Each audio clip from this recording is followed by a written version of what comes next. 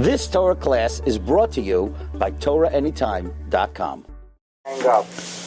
We're going to ask everybody to please learn, especially for Shalem and for Gittel Bas Golda Ita, that she should be off the ventilator, and Hashem should help her be able to swallow.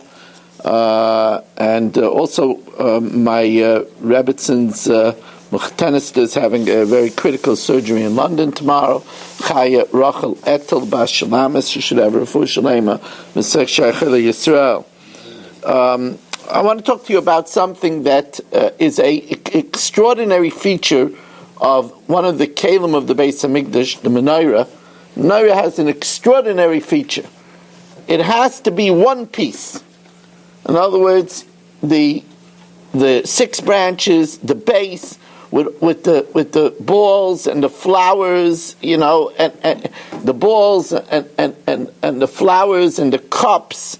They all have to be made in its intricate way. You can't attach anything to it. It can't be pieces. Miksha achas te'asa menorah. It has to be from one piece, which was an incredibly complicated. It says that Moshe Rabbeinu didn't know how to do it. Hashem, he took the kikar of Zav and he threw it in the fire and it came out. Why is that? Why does it all have to be made from one piece? So I think that the simple understanding of this phenomena, this quality of the menorah, is that since the menorah represents Torah, right? It says that the menorah represents Kineh Mitzvah v'Torah our illumination, our light is the Torah. The menorah represents Torah. You can't pick and choose Torah. You can't say, I like everything, but this business of not going mixed swimming, that's not for me. Or you can't say, I like Torah, but that you have to get up in the morning for Shachris, and I can't cut it. You have to take the whole Torah. You can't take pieces of it. So I think that could probably be the simple reason why the menorah is mikshachas. It's one piece, because you can't pick and choose by Torah. You have to have, and that's why, by the way, also a Sefer Torah, even if it's missing one letter, it's possible. Why is that? Because if it's missing one letter, it's not the Torah. It's a package deal. You can't say, I like everything, but I can't live without galamar. I don't know if you know what galamar is, but if you're a good Italian, galamar is squid. Some people can't. Squid is baby octopus. Some people can't live. The guy is looking, but some people can't live without their galamar. It's interesting. I have a very good friend who was Baal Tshuva, and he told me. I asked him, "What do you miss from before?" So he says he misses green chili. He says, you don't want to ask what's inside green chili. But he says he misses green chili. You can't say, I'll do everything, but I got to have my green chili. You can't do that. It's a package deal. So somebody's telling me, good morning for Efrat. Good morning to you as well. This is amazing, this machine over here. People are watching from Qatar and from Spain and anyway. But I want to tell you now a different pshat, which the Mefarshim talk about, and it's another reason why the menorah has to be one piece, an entirely different direction. They're all true, right? The Torah is Nidrashas B'Shivim Panim. But one of the reasons why the menorah has to be one piece is it's supposed to signify that there's no interruptions in correct Torah. If you want to have atzlacha with Torah, you can't say, I wasn't in the mood to come today. I'm going to take a break from my learning. It's a little downtime from learning. That doesn't work with Hatzlachas HaTorah. As a matter of fact, The Gemara tells us in Brachas, it's a scary thing. Ha'asayif einecha boy ve'einenu. You close your eyes from it, and it's gone. Torah is not like riding a bike. People say you ride a bike, you never forget it. You get on after 10 years, it's like riding a bike. Well, they say the same thing about playing chess. You know, you didn't play chess for a long time, you're put in front of a chessboard, boom, you're right back into it. It's a true thing. It's a true thing. You know, I don't play chess for a very long time. I go to a park and I hop a game with somebody in the park. You know, they're amazed. I come in and I start hitting the clock. They're sitting there the whole day. It's an amazing thing. It's an amazing thing. It's you don't forget it. That's not the way it works with Torah. Torah, you have to be consistent. And that's why the Menora has to be one piece. Because if it's in pieces, that implies an interruption. Torah doesn't brook interruptions. There's a beautiful Medrash Talpios. The Medrash Talpios says, it's a strange, a queer question. If it wouldn't be a Medrash, Ruvain would get very upset at the question. How can you ask such a question? But the Medrash asks the question, what's the most important pasuk in the Torah? So most people would say, what do you mean every pasuk in the Torah is just as important? But the Medrash asks it. And the Medrash says 3 opinions.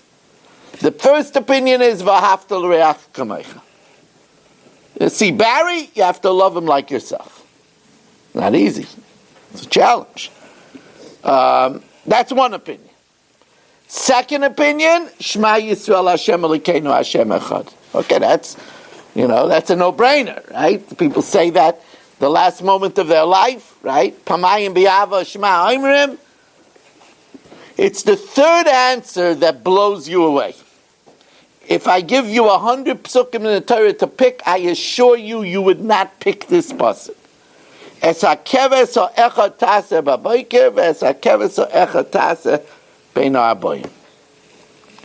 You make one sheep in the morning and one sheep in the afternoon by the carbon tumid, the perpetual tumid offering.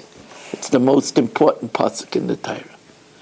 Because to be consistent, that's a very important quality. Like we say, to do a Cal Ripken Jr. How many games? You know? 2,600 something. It's almost 2,711, right? Almost Daf Yomi, right? But that, by the way, that's the concept of Daf Yomi. How could a person looks at Shas, at Tmura, and Krisis, and Nida, and Yavamas, and Erev, and Bava Basra, and Bava Metzia, and Shabbos, and Yuma, whoa, forget about it.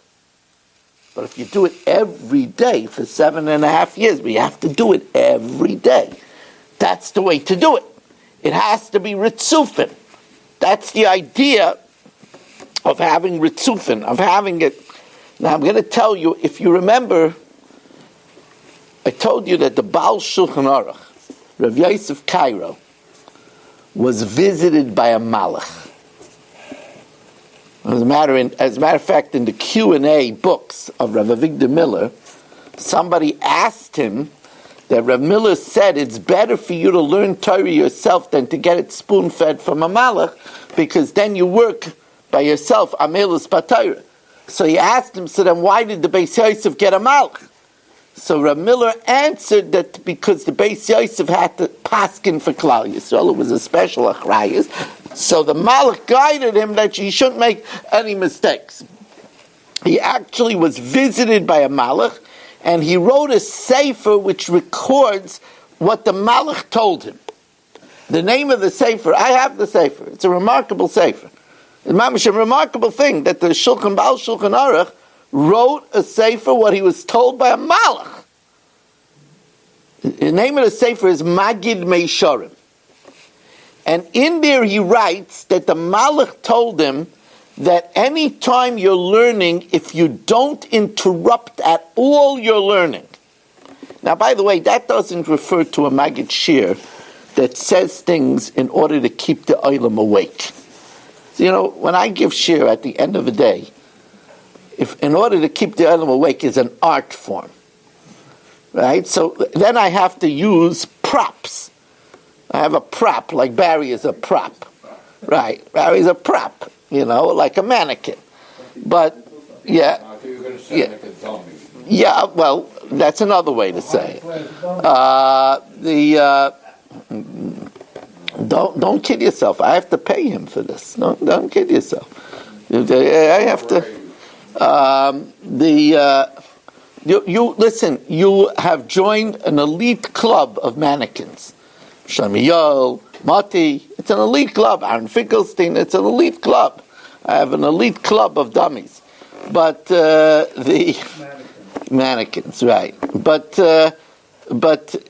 you know, if you look at the Mamori Chazal that says that if a person is Hamalach B'derech, somebody's walking on the road, V'shayna, he learns, Mafsik B'limudai, and he interrupts his learning, Mischayev B'nafsha, he forfeits his life. I mean, you see what does the Maggid Mesharim say? What does the Malach tell the Beis Yosef?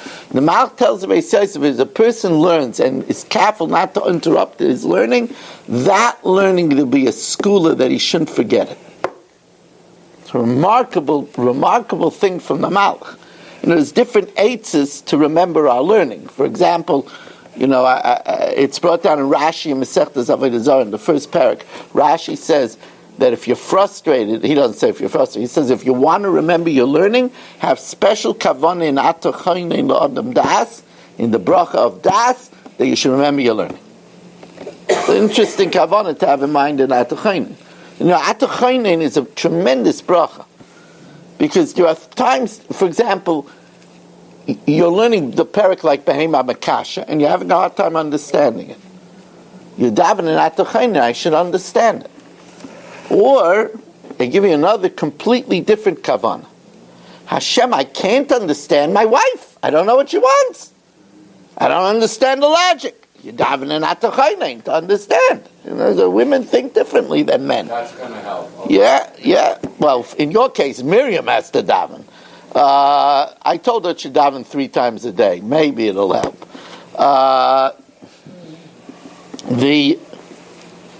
So I remember many years ago, 3 cycles ago, we had a big siyum. It was a big siyum. It probably was a siyum of a seder. It might have been seder moed. We made for the Borough Park Daf a big siyum in the Beis Yaakov, and Rav Scherer was there. And besides Rav Scherer, the guest speaker was the father of Steinwurzel, the father of the Rav Steinwurzel. Now he's not alive, right? Rav Steinwurzel Olav Hashalom was a guest speaker, and I remember him saying that there's a famous shaila that when Rabbi Kiva went away from Rachel, his wife, 12 years, when he came back with 12,000 Talmidim, so a neighbor said to her, "What are you going there for? Look at him, he left you for 12 years. So she said, if he would listen to me, he would go back another 12 years. So it says Rabbi Kiva heard that, he turned around and he went back. So everybody asked the kasha, what did she, at least have a cup of coffee with her? Take her to a coffee shop, you turn around, you don't even say hello, I mean, you're here already. The famous kasha. The answer that they give is such a scary answer, and that is 12 years of learning is not the same as 24 years of learning. That's the receivers of learning. I mean, of course, that's on their level. Don't use that with your wife. You know, the next time I'll see you, honey, is in 24 years. You know, the whole thing doesn't work nowadays. Right? The whole thing doesn't. Right? The whole thing doesn't work nowadays. And Rachel died young. Rachel died young. He would marry Ishka Shaltunis Rufus. It's hard to understand, you know. But okay, but that's Rabbi Kiva, you know, who Moshe Rabbeinu saw and said, if you have him, what do you need me for? You know, so we're talking about lofty people over here, you know. But what did Rav Steinwurzel add? He added such a remarkable observation. He told my Talmidim, he said, if it's true that 12 hours of learning are not the same as 24 hours straight of learning. They're not the same. So he says 8 hours of work is not the same as 4 hours and 4 hours with a break of 15 minutes of learning in the middle.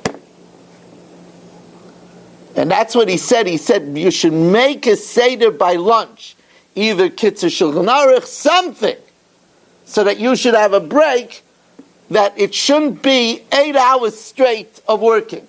Because he says, ain't a doima 8 hours straight of working to 4 hours and 4 hours.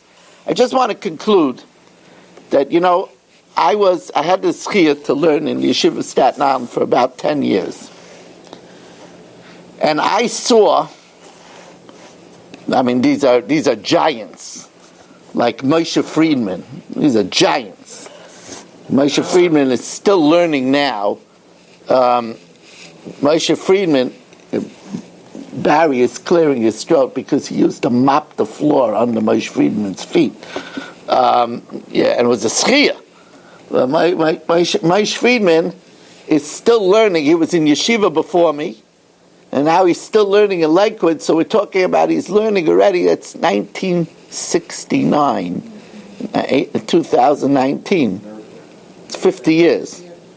50 years, a half a century of learning straight. So I remember he used to have a 15-minute Seder a day in Navi.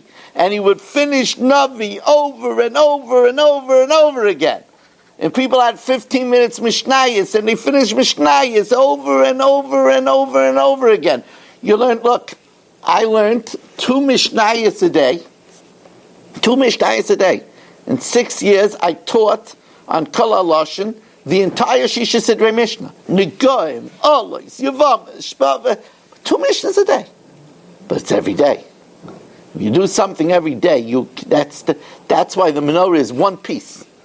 It's one piece, because if you do it every day, whoa, we should be Zaycha to have Ritzifus in our learning, and that's because Hashem should give us all of the Birchas HaTorah. You've just experienced another Torah class brought to you by TorahAnytime.com.